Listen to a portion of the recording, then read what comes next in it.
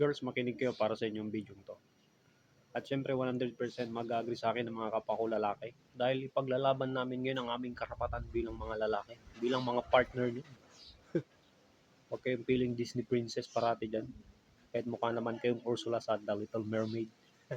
Alam nyo ba na karamihan sa aming mga lalaki ay hindi na kami nakikipagtalo pagdating sa mga bagay-bagay na tulad ng away, ganun. Pero gustong-gusto nyo naman kayong mga babae kayo. Gusto nyo parati nag-explain kami. Yung todo explain kami sa mga bagay-bagay na gusto nyong malaman. Tapos pag sumagot naman kami, doon naman kayo lalong nagagalit. At higit sa lahat, wala kayong pakialam sa kung ano yung nararamdaman namin. Alam nyo yung pakiramdam na pinagpapaliwanag nyo kaming mga lalaki, tapos at the middle of the conversation, bigla nyo kaming patitigilin, i-cut off. Yung tipong hindi nyo na kami pinatapos magpaliwanag, kaya mas lalong gumugulo yung usapan o lalong mas lumalala yung galit nyo sa aming mga lalaki dahil nga hindi nyo magawa na patapusin yung aming gustong sabihin. Karamihan kasi sa inyong mga babae, hindi kayo open-minded. Kumbaga sarado na yung utak nyo at ayaw nyo pakinggan kung ano man yung paliwanag na gusto namin. Diba? Totoo naman, ganyan kayo. Nauna lang parati yung sigaw nyo, sungit nyo, at kung ano-ano pa man na klaseng mga feeling Disney princess, mga topak nyo.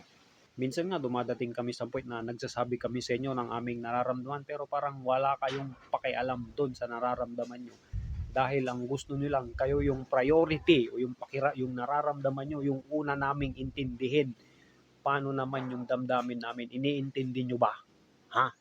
Tapos parati na lang kayong pasigaw, gusto nyo pasigaw. Alam nyo sa amin, mas gusto namin yung mahinahon na pag-uusap, mga puso sa puso, ganun. Hindi yung nagtatalo, hindi yung nagsisigawan.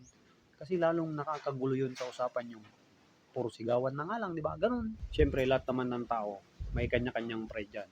Kumbaga sa amin, yung mga pride namin, nilulunok na lang namin para intindihin kayo, para hindi na lalong mas lumala yung away, di ba? Tapos pag nanahimik kami sa kalagitnaan ng yung pagtatampo o pag-iinaso o pagkakaroon mo ng topak, nananahimik na nga kami dahil pinapakinggan namin lahat ng mga sinasabi nyo.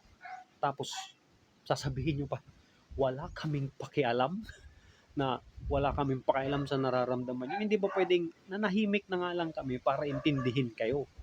Tapos ganun pa rin yung itatrato nyo sa amin. Ganun pa rin yung magiging trato nyo sa amin.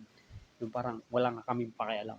Ang gusto lang namin sa mga time na yon pag tumahimik kami is matapos mo lahat ng sinasabi mo para naman sa susunod na kami naman yung magsalita ay pakikinggan mo rin kung ano yung gusto naming sabihin. Kaso nga ang mahirap sa inyong mga babae, hindi nyo kami pinapatapos.